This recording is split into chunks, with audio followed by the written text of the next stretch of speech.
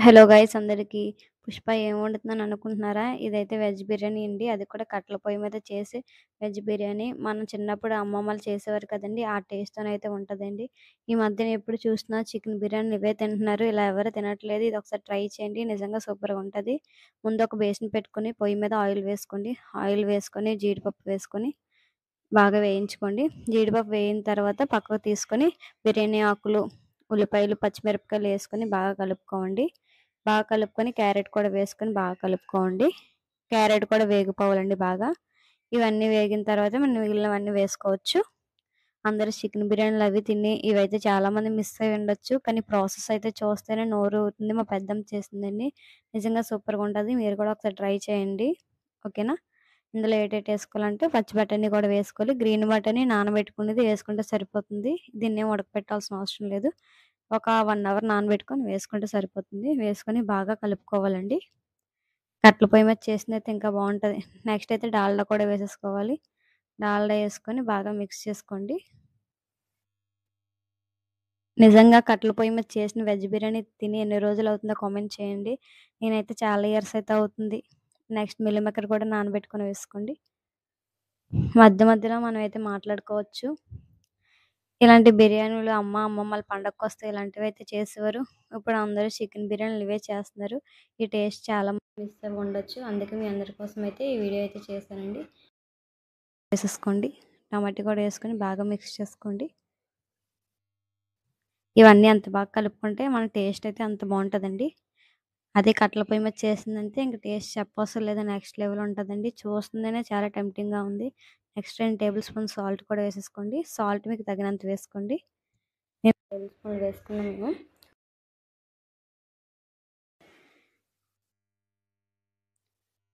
చూడండి ఇలా బాగా వేగాలండి.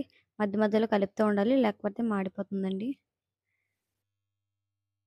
ఇలా వేపుకున్న తర్వాత నెక్స్ట్ అయితే నెయ్యి కూడా వేసేసుకోవాలి. నెయ్యి ప్యాకెట్ మొత్తం వేసేసుకుంటున్నామండి మేము. నెయ్యి వేసుకుంటే బిర్యానీ ఫ్లేవర్ అనేది టేస్ట్ బావుంటది. ఫ్లేవర్ కూడా బావుంటదండి.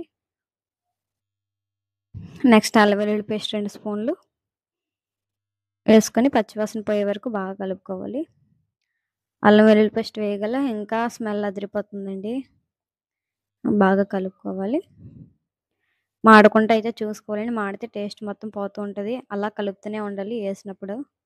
చూడండి మా పెద్దమ్మ అయితే అలా కలుపుతూనే ఉంది. లేదంటే మాడిపోతే మొత్తం టేస్ట్ మొత్తం పోతది. నెక్స్ట్ అయితే బిర్యానీ మసాలా కూడా వేసేసుకుంటున్నాం మేము. బిర్యానీ మసాలా రైస్ మీద కాకుండా ఇలా ఆయిల్‌లో వేసి వేపుకుంటేనే బావుంటదండి టేస్ట్ అయితే. ఇలా వేపేసుకుంటున్నాం. వేసుకున్న తర్వాత మళ్ళీ ఒకసారి కలుపుకోవాలండి మనం. మనం ముందుగా వేపుకున్న జీడిపప్పు కూడా వేసేసుకోవాలి. వేసుకున్న తర్వాత మళ్ళీ ఒకసారి అయితే కలుపుకోవాలి. ఇలా కలుపుకున్న తర్వాత మనం ముందైతే దేనితోనైతే నీళ్ళు తీసుకున్నామో దేనితోనైతే బియ్యం తీసుకున్నామో దాంతో అయితే వాటర్ తీసుకోవాలి. నేనైతే లోటా చూపిస్తాను. దీంతో 2 లోటాలు బియ్యానికి 4 లోటాలు నీళ్ళైతే మేము వేసుకున్నామండి. వేసుకొని బాగా మరిగిపోయింది. మరిగినప్పుడు సాల్ట్ ఒకసారి చూసుకొని బియ్యం కూడా వేసేసుకోండి.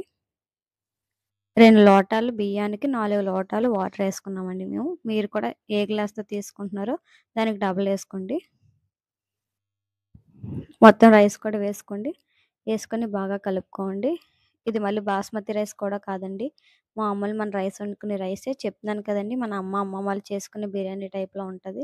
నిజంగా టేస్ట్ చాలా బావుంటదండి. చూడండి ఇదైతే ఉడికిపోయింది.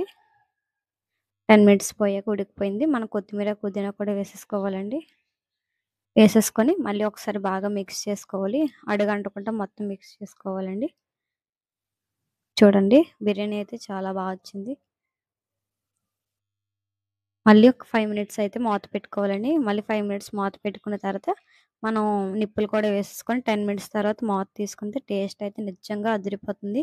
ఇలాంటివి చాలామంది మిస్ అవుతున్నారు ఇలాంటి బిర్యానీలు. నేను కూడా ఇదైతే ఒకసారి ఇలా ట్రై చేయండి. నిజంగా నెక్స్ట్ లెవెల్ ఉంటది. మన వీడియో నచ్చితే లైక్ చేసి మన ఛానెల్ సబ్స్క్రైబ్ అయిపోండి. బిర్యానీ ఎలా అనిపించిందో కామెంట్ చేయండి. బాయ్.